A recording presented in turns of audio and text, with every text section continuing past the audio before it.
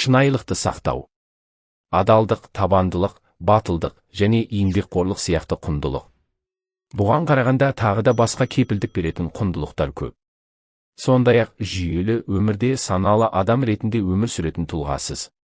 Ал адалдық сіздің өміріңіздің жақсы болуына себепкер болатын дүние. Адалдық бұл мінездің негізі. Мінездің дамуы ең маңызды іс-әрекеттердің бірі. Ал мінезді қандай жағдай болмасын адалдықпен жұмыс істеуге үйрету керек. Басқаларына адал болу үшін алдымен өзіңізге адал болуыңыз керек. Өзіңізді ешқашан алдамаңыз.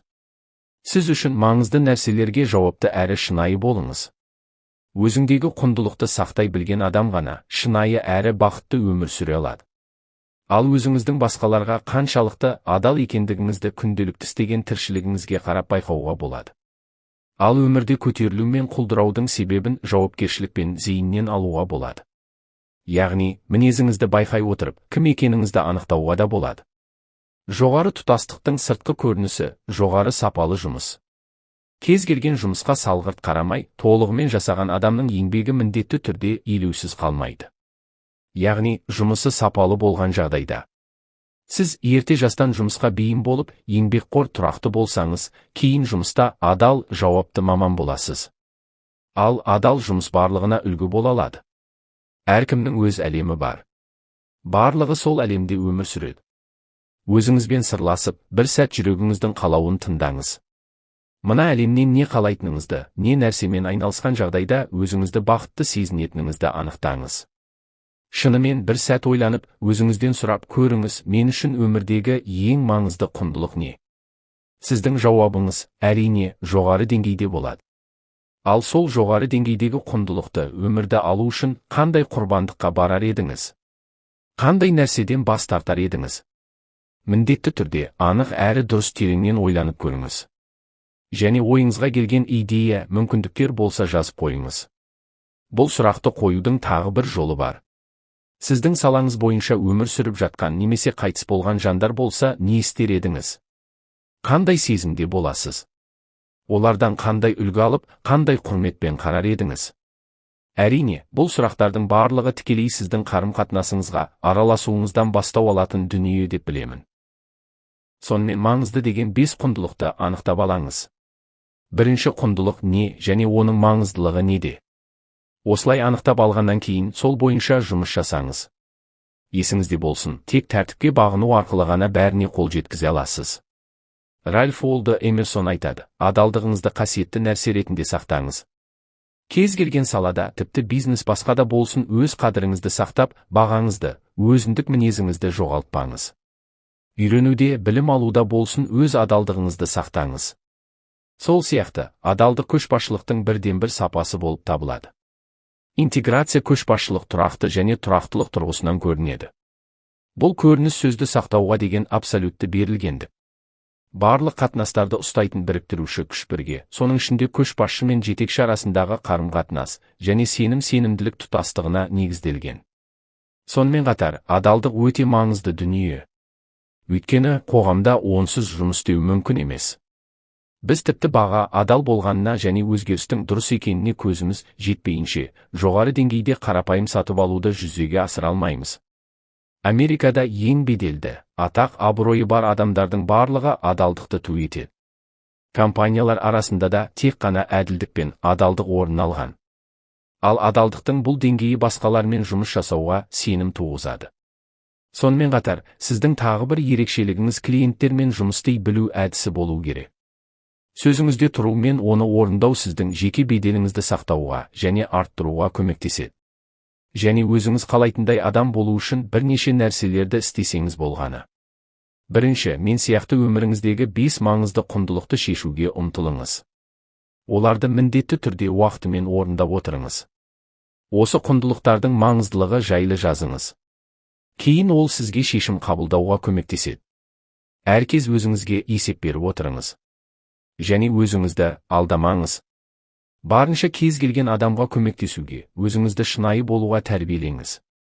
Джордж Вашингтон, Авраам Линкольн, Уинстон Черчилль, Флоренс Найтингал, Сьюзен Энтони және Маргарет Тэтчер сияқты тұлғалардың өмір жолын оқып, зерттеп көріңіз. күштілік сипатына ие болу арқылы өз өмірлерін өзгертті. Оқу барысында өзіңізге үлгі алып, керекті қасиетті бойыңызға сіңдіре біліңіз. Наполеон Хилл өзінің кітабында байлыққа арналған шеберлік кілт, тарихтың ұлы тұлғаларынан тұратын жеке кеңесшілердің мазасыз тақтасы туралы айтады. Ал тарих Наполеон, Линкольн, Иса және ұлы Александр сияқты тұлғаларды таңдады. Наполеон шешім қабылдар алдында жақсылап, жан-жақты тереңнен ойлап, кеңесетін еді. Және әрбір сәтті бағалап, оны тиімді етіп өткізуге тырысқан. Бұл орайда сіз үшін ерекше деген бір тұлғаны алып, үлгі ретінде мотивация алып отырсаңыз болады. Әрине, сол кездегі жағдаймен салыстырып, өзіңізді орнына қойып көріңіз. Өз идеяңыз бен шабытыңызға ерік беріңіз. Үшіншіден, адамға ой тазалығы керек. Егер жақсылыққа сенсеңіз, ол міндетті түрде болады. Адамның мінез-құлқы психологиясына негізделген. Сол үшін көзқарасты дұрыс қалыптастыра білу керек. Бірақ үнемі біз айтқандай бола бермейтінін білеміз. Алайда заңға қайшы келу заңына байланысты, егер сізде ерекше сезім болғандай әрекет етсеңіз, бұл әрекет онымен келісетін сезімді тудырады. Сіз шынында да сезімге өзіңіздің жолыңызды көрсете аласыз. Бұл жасағанға дейін жалған болуы мүмкін. Сонымен мен атағандай әрекет ете беретін болсаңыз, міндетті түрде өз жолыңызды табатын боласыз. Көп адаммен жұмыс істеген сайын, жауапкершілікті алғаннан бастап, тәжірибе қалыптаса бастайды. Өзгелермен тығыз жұмыс істеу табандылыққа, үлкен өмірге үйретеді. Өзіндік мінез қалыптасып, кез келген қиындыққа батылдықпен қарайтын боласыз. Ал осы қасиеттерді сақтау үшін, негізгі 3 бағытты білсеңіз болады.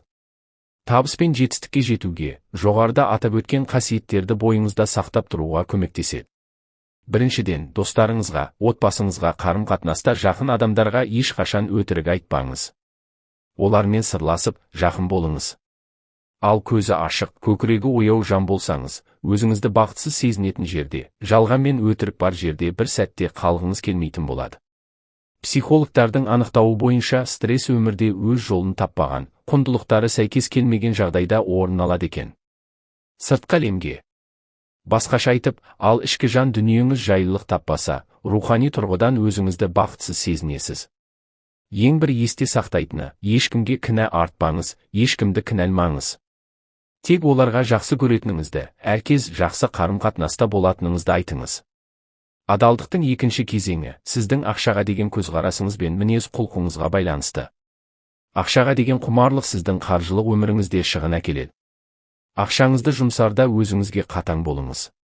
Сондай-ақ кредиттік жүйеден сақтаныңыз. Оның орнына зейнеткерлік немесе басқа да шоттарға ерте бастан ақша салып отырыңыз. Пайдасыз дүниеге ақша жұмсар алдында жұмсамауға уәде беріп, соны сақтауыңыз керек. Адалдықтың үшінші кезеңі, өзгелерге құрметті, сыйлы, қадірлі болу. Яғни, жұмыста, саудада, сізге тиесілі міндеттемелерде мойныңызға алған іске жауапты болыңыз. Өзіңізге екінші рет сенімсіздік тудырмаңыз.